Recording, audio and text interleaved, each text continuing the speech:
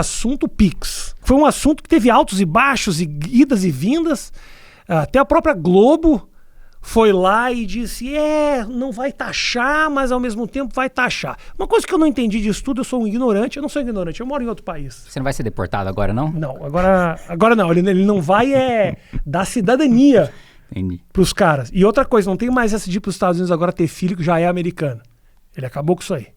Porque tinha uma galera que era isso, né? Sim. Eu vou passear. Aí o cara já tava no primeiro mês de gravidez, ficava 9, tinha filho, o filho era americano. Agora não Inclusive tem um cunhado meu que é o caso. Que então, fez um isso. abraço. Fez não, que ele é americano por causa disso. Porque foi lá passar férias e ficou. Passou férias, fez... Mas não ficou, né? Ele voltou e foi criado a vida inteira no Brasil, mas é americano. Pode ir pra lá quando quiser. Pix.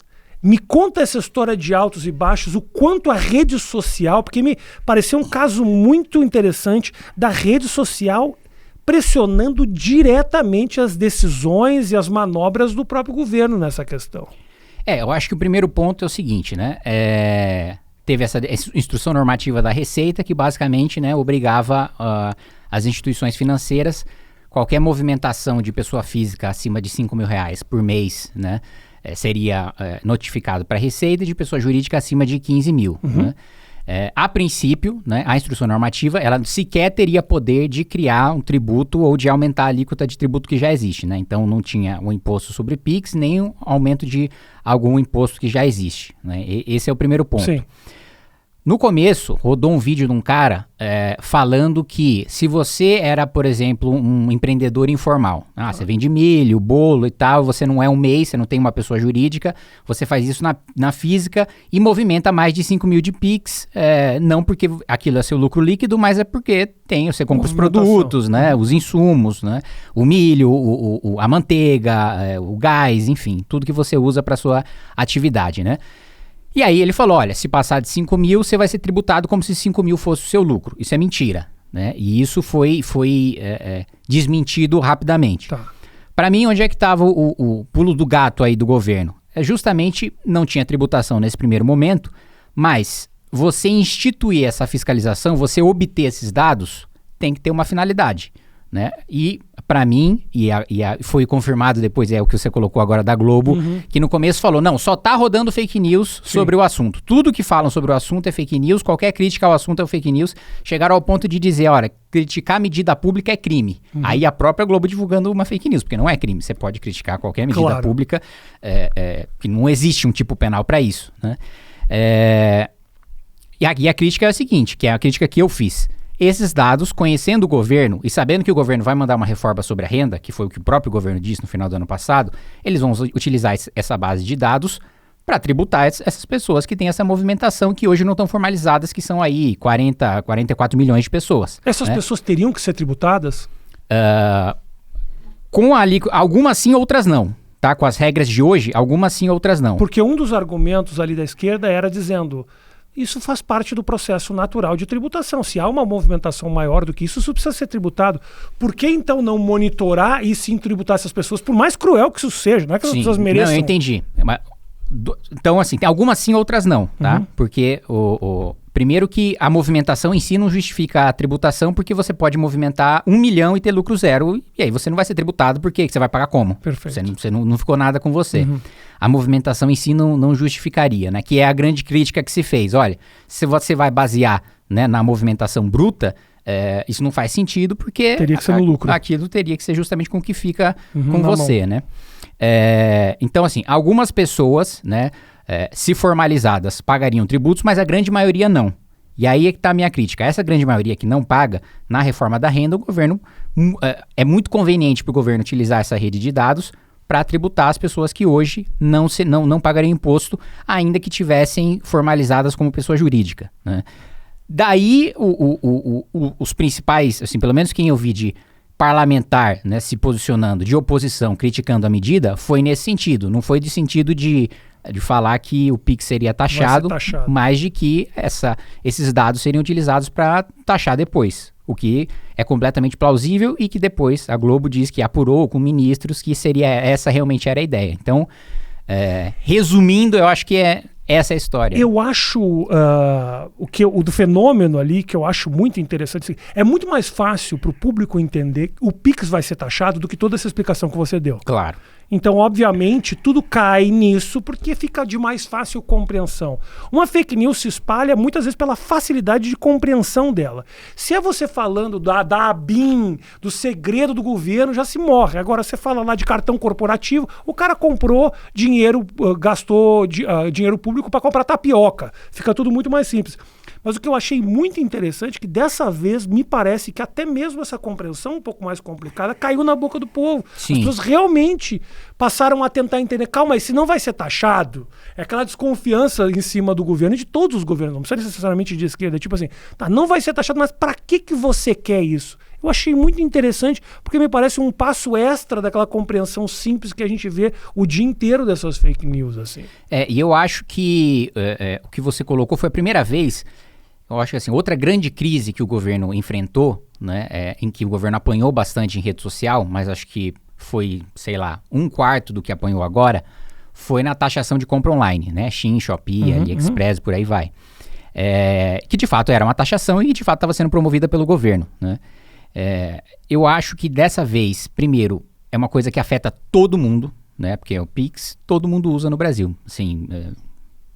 tirando raríssimas exceções, sim, compra online já é uma coisa extremamente difundida, né? E aí não tem classe social, né? Tem, desde lá no plenário eu tirando sarro e conversando nos bastidores com deputada do PCdoB falando, eu tô votando a taxação, mas eu mesmo compro, né? Até o mais pobre que encontra vestuário mais barato online importando do que indo na loja da esquina, sim, né? Sim.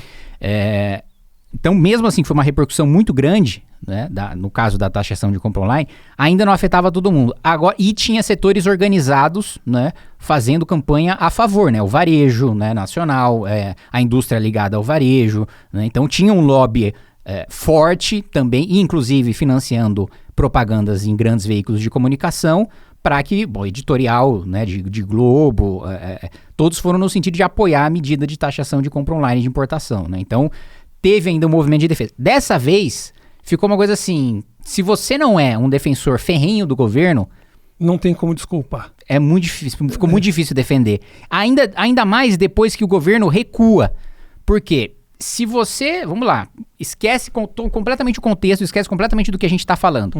Você é um governante, você toma uma decisão. A sua decisão está certa, só que ela é alvo de notícia falsa e todo mundo tem a notícia falsa na cabeça como opinião em relação àquele assunto. Você vai lá e volta atrás, em vez de você trabalhar... Aí, vou te interromper, me parece sinal dos novos tempos, aonde a esquerda começa a ouvir rede social. Isso eu achei um fenômeno, porque pela primeira vez foi, não vou cagar para esse zum, porque a gente sabe que esse zum já nos colocou na cadeia. Então vamos fazer o seguinte, vamos olhar isso aqui com calma e tentar reagir. A reação mostra fraqueza, mas ao mesmo tempo insistir no mesmo erro é o que eles fizeram um tempo atrás, a esquerda fez, e aconteceu o que aconteceu. Mas calma, aí eu discordo, porque eu entendo do que você está falando, mas eu estou falando de outra coisa. Eu estou falando do seguinte, esquece o contexto, esquece a medida, esquece o governo, esquece que é por causa de rede social. Estou dizendo, um governante toma uma medida, né? Aquela medida é alvo de notícia falsa, segundo o governante, e ele, depois de enxurrada de notícias falsas, em vez de ele trabalhar para desmentir, ele revoga a medida. Assim, eu acho que existe até uma questão mais filosófica assim, sobre por que você está exercendo o cargo público, né? Que se é para você fazer a coisa certa, se é para você fazer aquilo que você acredita, independentemente daquilo ser popular ou não ser popular, né? Você toma aquela medida porque é a medida correta a ser tomada. Você voltar atrás porque ela está sendo alvo de notícia falsa, em vez de você manter a medida porque ela é boa e trabalhar a comunicação para desmentir, né? Aí acho que já mostra assim, uma coisa que... Calma que eu vou entrar onde eu quero chegar. Toca no bolso da galera, aí é foda. Que irritou os próprios aliados que estavam defendendo. Porque aí os aliados falam, sim, eu me desgastei, pra você eu coloquei a cara a tapa, né? Teve até, não sei se você viu, teve um tweet do Zeca Dirceu, que foi líder do PT, né? Até o ano passado. Falando, hoje eu acordei puto com o governo, né? O café que eu tomei eu peguei o pó, coloquei na boca e peguei água fervente e joguei na garganta, né? Esse foi o tweet do Zeca Dirceu. Recuou, por causa do nosso governo, que é esse desastre. Acho que esse é um aspecto. O outro aspecto é a esquerda brasileira apanha muito em rede social e tá a anos-luz de distância da direita. Né? Eu acho que esse é um aspecto que... E não parece dar sinais de mudar de estratégia. Pelo menos o PT. Eu acho que o PSOL, que tem uma base mais jovem, né, do que o PT, e que trabalha pautas identitárias que atraem mais os mais jovens de esquerda, principalmente elite, quem tem renda mais alta, que tem curso superior e vota na esquerda, que é o eleitor mais engajado hoje. A gente vê na última eleição em São Paulo, última eleição no Rio de Janeiro. Tem esse perfil da esquerda identitária.